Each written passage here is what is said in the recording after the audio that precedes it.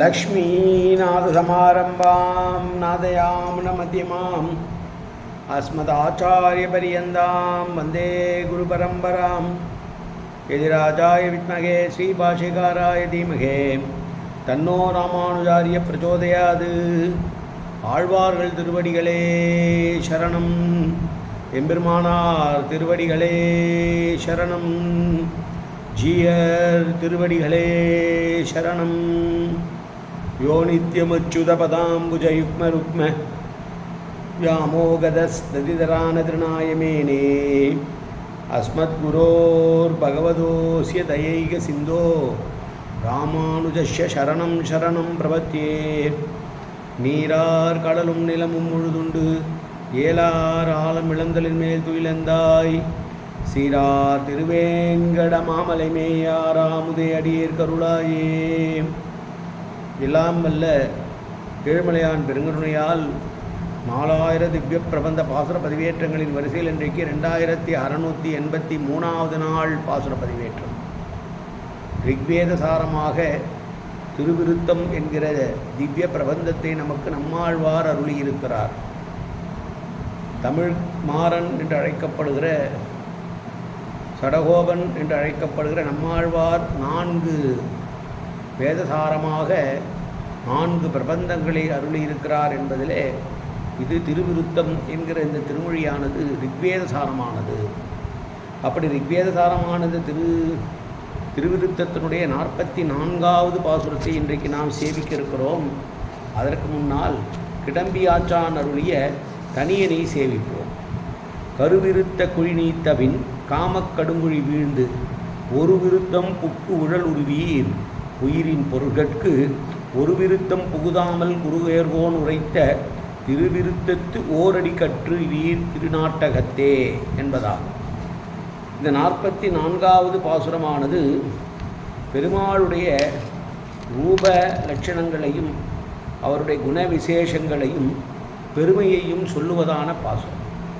தலைவியான பராங்குதநாயகி தலைவனுடைய பெருமையை பற்றி கூறுவதாக உள்ள பாசுரம் இந்த பாசுரம். பாசுரத்தை சேவிக்கலாம். நிறம் உயர் கோலமும் பேரும் உருவம் இவை இவை என்று அறம் முயல் ஞான சமயிகள் பேசிலும் அங்கங்கு எல்லாம் உற உயர் ஞான சுடர் விளக்காய் நின்றது அன்றி ஒன்றும் பெற முயன்றார் இல்லையால் எம்பெருமான் பெருமையே. ரூபத்தாலும் குணத்தாலும் யாராலும் வர்ணிக்க முடியாத பெருமைக்குரியவன் பெருமாள். எம்பெருமானுடைய உயர்ந்த குணநலன்களை பற்றி பெரிதாக ஏற்றி போற்றி பாடுவதற்கு பலரும் முயன்றது உண்டு.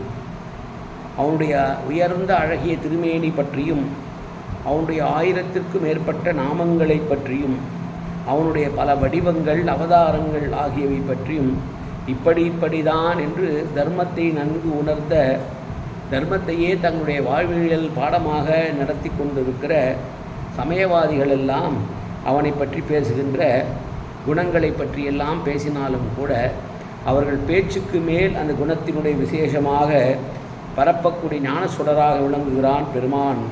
அதனால் இவர்கள் சொல்லுகிற வார்த்தைக்கெல்லாம் அவன் அடங்கியவன் அல்ல. அதை உணர்ந்து கொள்ள முடியாத இவர்கள்தான் அவனை உணர்ந்து கொண்டது போல புதிதான வார்த்தைகளை கொண்டு அவனுடைய புகழை பரப்புகின்றனர். எம்பெருமானுடைய திருக்குணங்கள் யாராலும் அறுதியிற்று கூற முடியாதது என்று பராங்குசநாயகி இந்த பாசுரத்திலே சொல்லுகிறார். அவரவர் தகுதிக்கேற்ப கடல் கரையிலே நின்று கொண்டு கடலிலே குளித்தேன் என்று சொல்லுவது போல கடலிலே ஒரு பரிசேஷனம் என்று சொல்வார்கள். ஒரு முறை தண்ணீர் எடுத்து குடித்துவிட்டு கடல் தண்ணீரை குடித்தேன் என்று சொன்னால் குடித்ததெனவோ ஒரு கையிலே ஒரு சிறு அளவான நீர்தான் உள்ளே சென்றிருக்கிறது. குளிக்கிற பகுதி என்னவோ கடல் ஓரமாக கடற்கரையிலே தான் குளிக்கிறான். ஆனால் குளித்து விட்டு வந்தவுடனே என்ன சொல்லுகிறான்? நான் கடலே குளித்தேன் என்று சொல்கிறான்.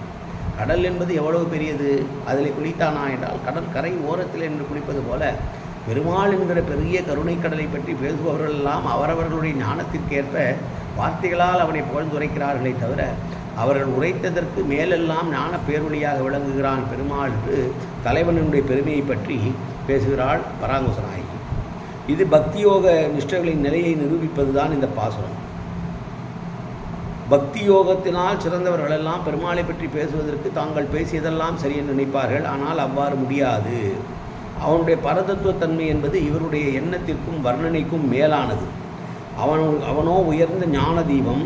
அவனது மகிமை எவராலும் வரையறுத்து கூற முடியாது. பரந்தாமன் பெருமைகளை முற்றிலும் கூற இதுவரை ஒருவரும் முயன்றதும் இல்லை. அப்படி முயன்றவர்களால் அதை முற்றுமாக சொல்ல முடிந்ததும் இல்லை. கம்பனின் வாழ்கொண்ட கண்ணார் யாரோ வடிவினை முடியக் கண்டார் என்று பிரபந்த ரட்சையிலே மேற்கோள் காட்டுகிறார்.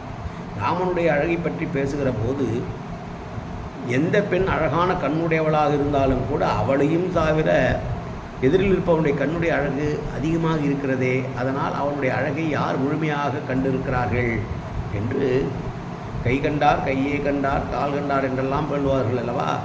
யாரும் ராமனுடைய அழகை முழுமையாக பார்த்ததில்லை என்பது போல பெருமாளுடைய திருமேனி அழகை யார் வர்ணித்தாலும் அந்த வர்ணனைக்கு மேலாக அவனுடைய குணமும் ரூபமும் இருக்கும் என்பதை சொல்லி தலைவனுடைய பெருமையை பற்றி, குணத்தை பற்றியும் பெருமையை கூறுகிறாள் பராங்குசனாகி இந்த 44வது பாசுரத்திலே.